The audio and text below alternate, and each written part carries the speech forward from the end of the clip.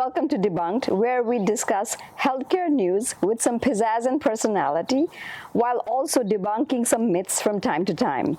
I am Arundhati Parmar, Editor-in-Chief of MedCity News. It's a healthcare publication covering innovation in healthcare. And I'm Samir Batra. I'm the managing partner of HIP, a early-stage healthcare venture firm. Well, we're back to discussing high drug prices again, Samir, which is, and it's because FTC did something interesting at the end of last month. So, you know, there's been this ongoing battle between pharma companies on one side and pharmacy benefit managers on the other, trying to put the blame of high drug prices on each other.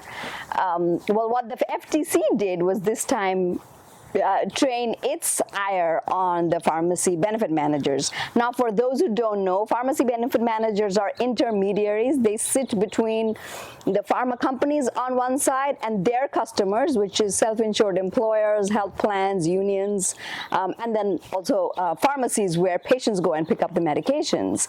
So what the FTC did was they sued the three largest PBMs in the country. That's CVS Caremark, Cigna Express Scripts, and United Health's Optum RX, and their respective group purchase organizations. So Zinc Health Services, Ascent Health Services, and MSR Pharma, saying that they artificially inflated the price of insulin by engaging in this perverse drug rebate program. So let's unpack that.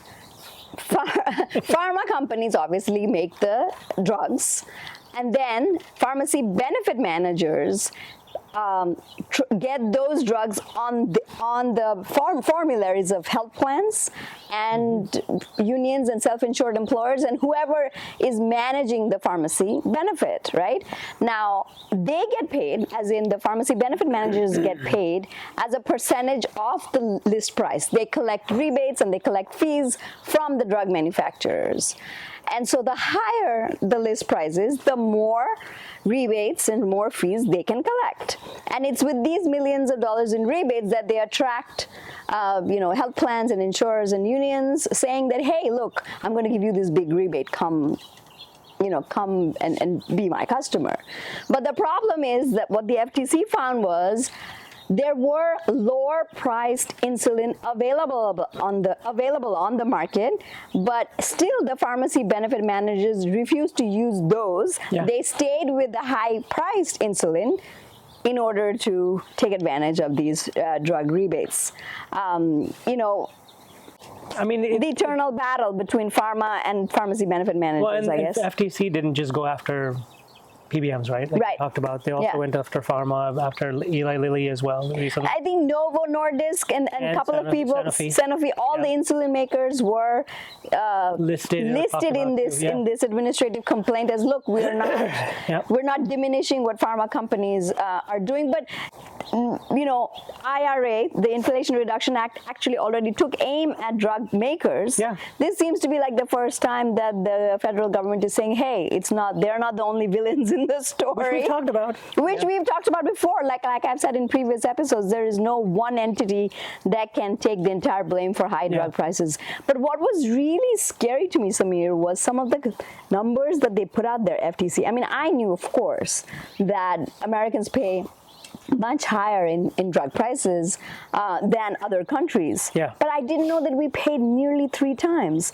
I didn't know that last year, hear this people, last year the total prescription drug costs for the US was $723 billion. But that's not the whole story. The whole story is that amount, $723 billion, is basically almost as much the entire world combined paid for drug prices. Yeah, we're number one. Number one in being stupid. Yeah. I mean, that was a whopper to me. I just couldn't believe it.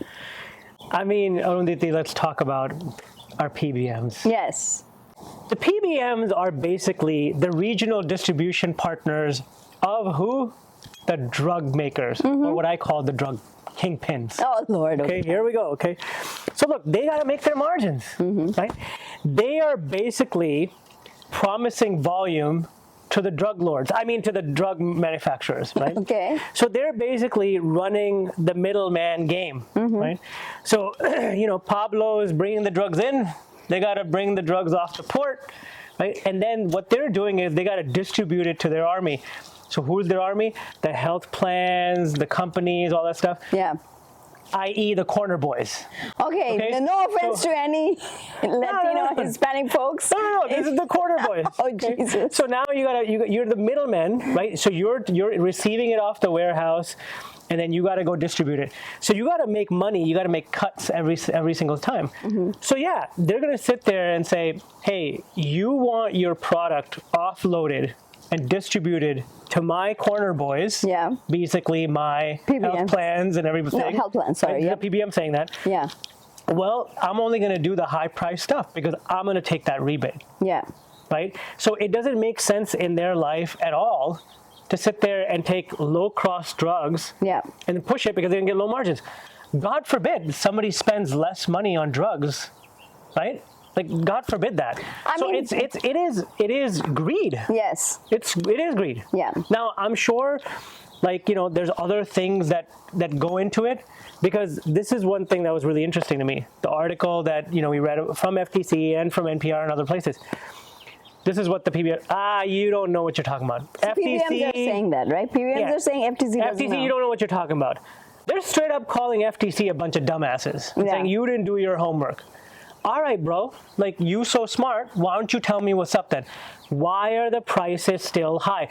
If you are collecting a higher rate and you're setting the list, the formulary, then why are we still suffering from higher costs? I mean, if you ask the PBMs, they'll say it's largely and maybe solely the fault of pharma companies. Pharma companies will say it's PBMs. It's like, we're running around blaming each other, but the problem is this is unsustainable. It's unsustainable, but they're probably both at blame too. Did you hear about what Uncle Bernie did?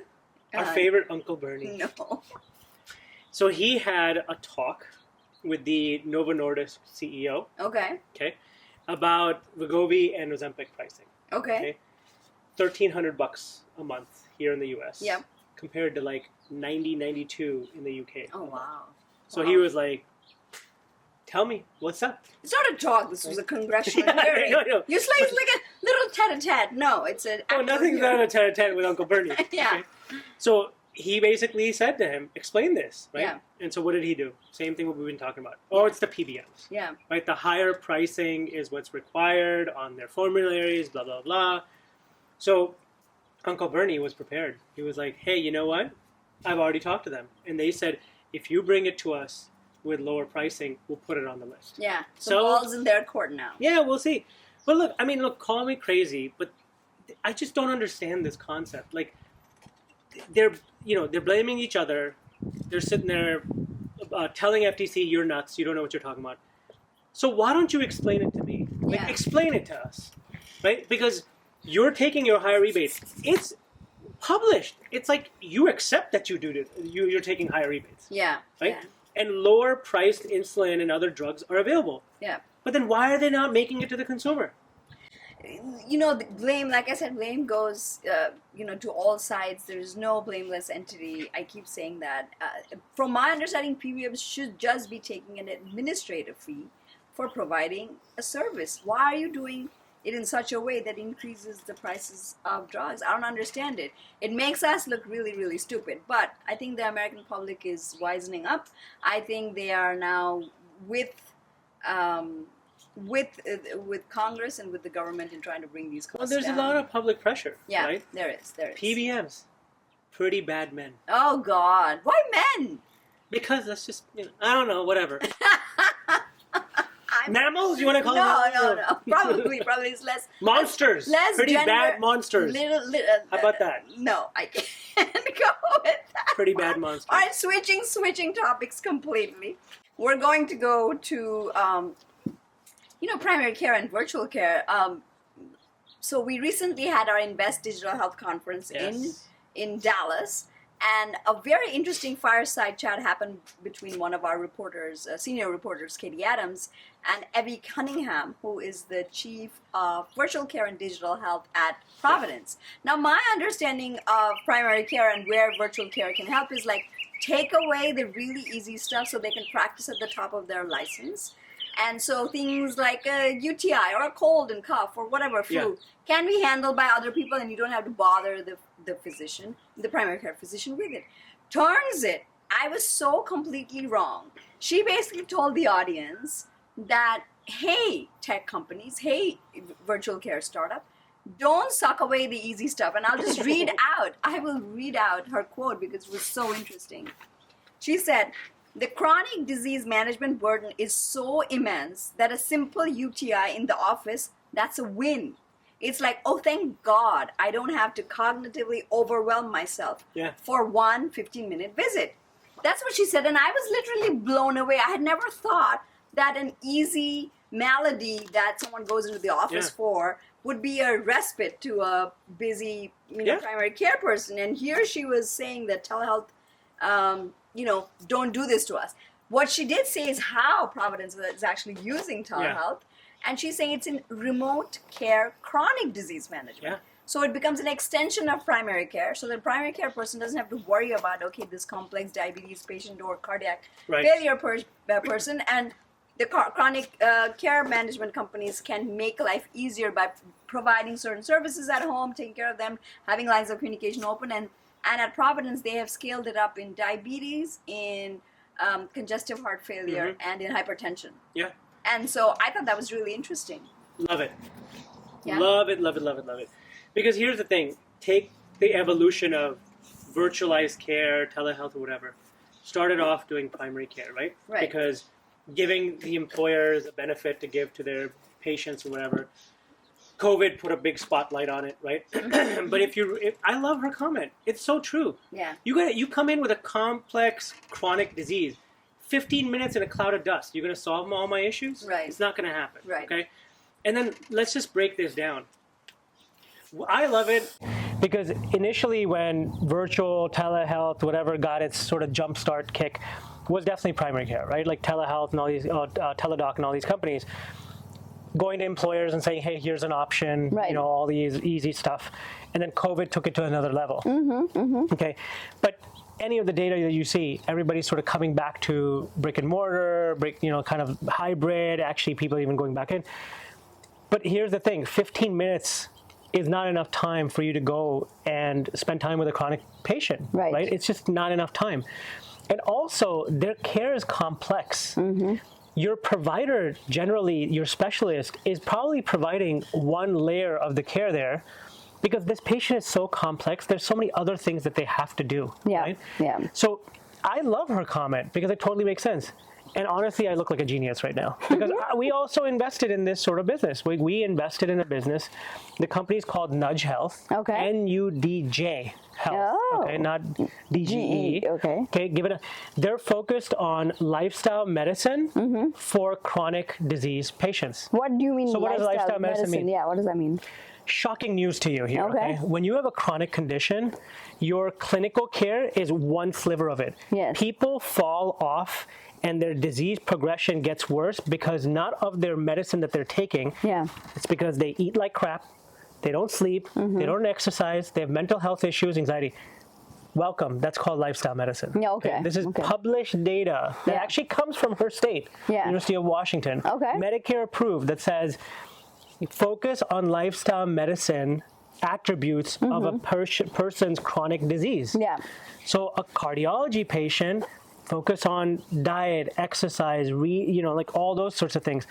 And what do the specialists today say? They don't have time. 15 minutes, I'm dealing with your AFib or whatever you have, right? Heart failure. They're leaving. Hey, by the way, don't eat salt. Sleep better. Move around. Really? So that's their focus because they're not experts. Are they nutrition experts? No. Are they mental health experts? No. So these guys literally are an extension of the cardiologist's practice. Take over the patient. Hey, you're an AFib patient. You've just been sent to me by the cardiologist. You're now enrolled in a wellness program. We're going to focus on your nutrition, your sleep, your anxiety. They're basically diagnosing them on all the lifestyle medicine attributes, and then delivering virtualized care, updating the medical record, and handing it back to the so whole person health, it's whole person health, which is now called lifestyle medicine. Largest accreditation for physicians. It's the fastest growing American college for accreditation. So any physician can actually go get licensed as a lifestyle medicine physician. Interesting. So we love it because that's what these guys did. They went directly to organizations and said, look, we're not trying to touch your primary care. Or actually, you can even go to primary care, right? So their clients are hospitals, providers, practices that are specialists or even primary care that want to do extension care for all these lifestyle medicine attributes, because your physician is not going to be an expert in exercise, diet, wellness, mental health, things like all these things. That 9 out of 10 times, if patients focus on these aspects, they're actually managing their disease better. Forget disease better, even a healthy person would be better, right? So she's absolutely right. I mean, I think, and it's nice to hear from someone at her level to sit there and say, yo, no, look, dude, give me the easy stuff. Because then I could just move through patients and actually spend time building relationship, not trying to deal with a complex patient in like 15 minutes. You know? And you know, Evie at Providence, she used to be the chief medical officer before, so she had direct contact with a lot of primary care physicians. And I think her broadly, the thing that I took away from that discussion was that, okay, this is why you need to have physicians in the mix when you develop technology, 100%. right? I mean, we've been covering healthcare for so long, and I still felt that, oh my God, I thought this was virtual care for, like the easy stuff. And she said no, and it was just such a simple thing, and it just a light bulb. And I'll tell you, bottom line, like even with our Portco, they're in 3 major health systems. I'm talking about like major health systems, like some of the largest health systems. And why they've had success? Because they're sitting there going, we are going to marry ourselves to your physician workflow. We're a complement to what you're doing. You don't have enough time. You don't have the experts to do what we're doing. So we're going to focus on those attributes. You focus on the cardiac care, the specific congestive heart failure AFib patient from a clinical and medical perspective. But you know you're trying to get your patient to do all these other behavioral changes. Now let's focus on that. You're not an expert at that. But we're going to do it inside your workflow. Makes sense. Right? Talking about complementary, we're actually switching gears to something that's completely not complementary. Love it. This is medtech, and we haven't spoken about medtech at much length here. But what happened again in late September was that Joe Chiani, who was the founder and chairman and CEO of Masimo, he was ousted as CEO of his company, and soon after resigned. Now, Masimo, of course, is very well known for hospital monitoring solutions, for developing like pulse oximeters and all these different medical devices. And Joe, who's Iranian immigrant, worked really hard, pulled himself from very humble roots into the CEO of this very, very exceptional and successful company.